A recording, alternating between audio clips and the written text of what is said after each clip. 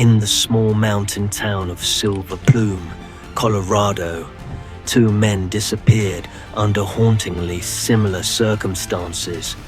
One vanished in 1987. The other, who was writing a novel about him, vanished the very next year.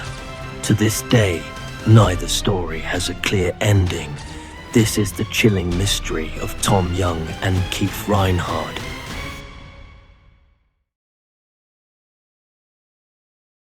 Silver Plume was once a booming mining settlement, a place where thousands of prospectors chased fortunes in the Rocky Mountains.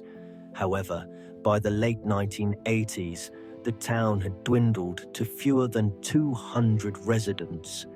Its streets were lined with weathered wooden buildings, many long abandoned, and the mountains loomed constantly overhead. It was the kind of place where history felt alive and where everyone knew everyone. In a town that small, the sudden disappearance of a neighbor was impossible to ignore.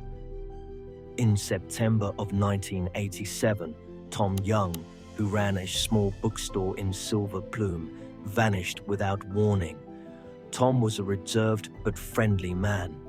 He spent much of his time with his loyal dog, Gus, who followed him everywhere.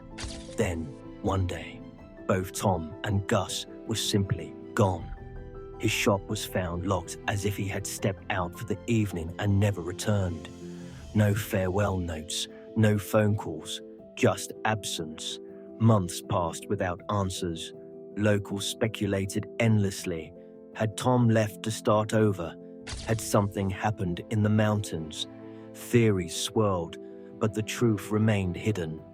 10 months later, hikers discovered a grim scene in the wilderness outside Silver Plume. They found Tom's body, and beside him, the remains of Gus. Both had died from gunshot wounds. A revolver lay nearby. Investigators later confirmed Tom had purchased the gun just days before his disappearance. The official ruling was suicide, but the conclusion did little to ease the town's unease. There was no documented history of depression, no clear motive, and no explanation for why he would vanish for nearly a year before his body was found. The case was considered closed, but for many, the story felt unfinished. Silver Plume had lost one of its own, and unsettling questions remained. Less than a year later, another stranger arrived in Silver Plume. His name was Keith Reynard. Keith was 49 years old, a husband, father, and longtime sports writer from the suburbs of Chicago. After years behind a desk, he took a sabbatical, telling friends he needed a break, a chance to pursue his creative ambitions. He had always dreamed of writing a novel, and he saw the Colorado mountains as the perfect setting for a new chapter in his life. By coincidence, or perhaps something stranger, Keith ended up renting the very same storefront Tom Young had once used for his bookstore. He opened a small antique shop, but the store was never his real focus. Keith's attention turned to writing, and the subject that captivated him most was none other than Tom Young. Keith began weaving Tom's story into a work of fiction. In his manuscript, he created a character inspired by the missing man, but unlike the real Tom, whose death was ruled a suicide, Keith's fictional version did not die. Instead, the character simply disappeared into the mountains. It was a chilling twist, especially considering what was about to happen next. On the afternoon of August 7, 1988, Keith Reynard told friends he planned to climb Pendleton Mountain, the massive peak that rises sharply above Silver Plume. The decision puzzled those who heard it. The hour was late, already past 4 p.m., and Pendleton is a strenuous hike even for experienced climbers.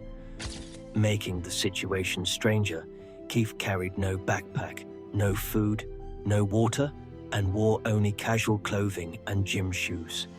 Several locals assumed he might only take a short walk up the trail, but Keith pressed on toward the mountain, and that was the last time anyone ever saw him. When he failed to return by nightfall, concern quickly turned to alarm.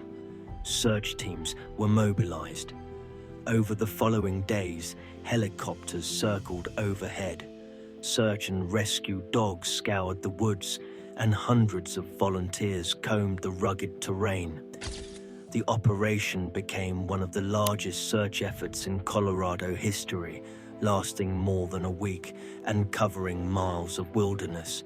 Yet despite the intensity of the search, not a single trace of Keith was found. No footprints, no articles of clothing, no belongings, nothing. For a man to vanish so completely in such a heavily searched area was and remains extraordinary. The disappearance of Keith Reynard has baffled investigators and fueled speculation for decades. One theory is the most straightforward: an accident. The mountains around Silver Plume are steep, unstable, and dangerous. A single misstep on loose rock could lead to a fatal fall, and rugged terrain can conceal a body for years. Even extensive searches sometimes miss crucial evidence, but some believe Keith's case wasn't an accident at all.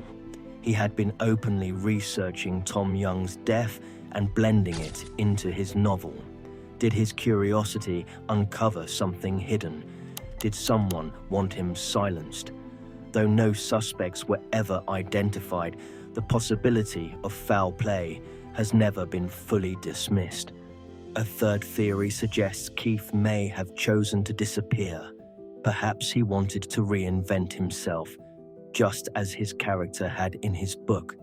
Skeptics point out that he left behind his car, his wallet, and his family. There were no signs of planning, no financial movements, no trail of a man preparing to start over. If Keith intended to vanish, he left remarkably little evidence of it. What ties the two mysteries together are the haunting similarities. Tom Young and Keith Reynard, two men connected to the same shop, both drawn to the same mountain. One found dead with his loyal dog, the other never found at all. Coincidence, or something deeper hidden in the shadows of Silver Plume? What do you think happened to Tom Young and Keith Reynard? Accident, foul play, or something else entirely? Leave your thoughts in the comments down below, and if you want to uncover more unresolved mysteries, make sure to subscribe so you don't miss the next one.